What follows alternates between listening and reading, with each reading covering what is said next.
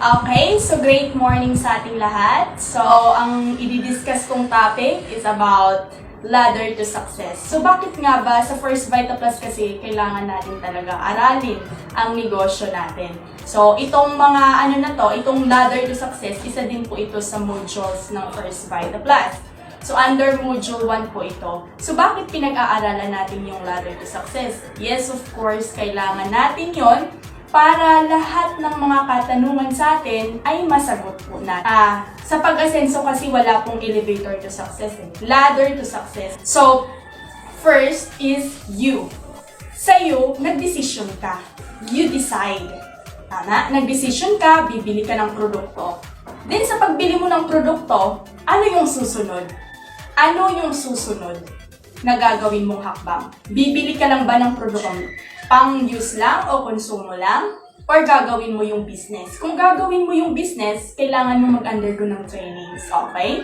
So, ang susunod yan hagdan or susunod nating hakbang, GLLA, okay? So, ano nga ba yung GLLA? Good Learning and Listening Attitude. Okay? Kung hindi tayo marunong makinig sa mga nauna sa atin, sa palagay mo mag-grow yung business mo? Di ba hindi? Sila yung nauna sa atin, so kailangan natin makinig. Mag-yes upline tayo. Kailangan din yung mga napakinggan natin, may natutunan din tayo. Hindi lang yung nakikinig lang, pero pagdating sa kabilang tenga, wala, nilalabas din. Okay? Susunod na hagdan is GLLA. Then, kailangan learn. Tama? So, sa learn na yan, kailangan mong makikinig ka at natututunan mo.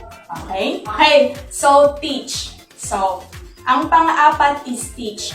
Turo. Kailangan marunong kang magturo. Okay? Teach. Kailangan mong magturo. Yung kaalaman mo, kailangan mong ituro. Tama? At susunod niyan is duplicate. Kapag nagtuturo ka na, magiging dalawa na kayo Dalawa na kayo na magtuturo. Okay? Okay. So delegate. Okay. So, sa delegate, 3 na kayo. Okay? 3 na hanggat sa mag-multiply. Dadami at dadami na kayo. Okay? Kapag dumami na kayo, big network. Natural. Malaking network na. Okay? Then, big income. Papasok ng big income. Okay? Then, big dreams.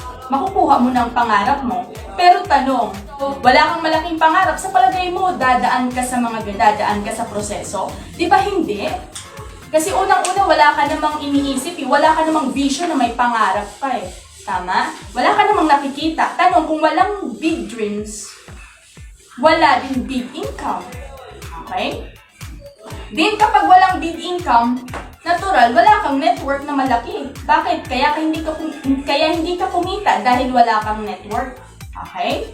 Then, bakit hindi lumaki yung network mo?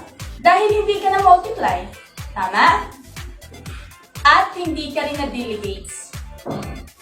At syempre, hindi ka rin na duplicate. Bakit hindi ka na duplicate? Hindi ka nagturo Tama? Hindi ka nagturo. Kasi wala kang alam. Tama? Wala kang alam. Ano ang ituturo mo? Wala kang alam sa negosyo mo. Tama? Dahil hindi ka nakikinig, wala kang good learning and listening attitude. Okay? So, wala kang ganyan. Ikaw at ikaw pa rin hanggang sa dulo. So, yan mga way kung paano maging success kay First Vita Plus. Tandaan, walang elevator to success. There is no elevator to success. Lahat may proseso. Kung ikaw naghihirap ngayon kapatid, tandaan mo, nasa proseso ka. Tumuloy ka lang. Bakit? Sigurado ako, makukuha mo ang pangarap mo. Okay? Once again, and great morning. Thank you!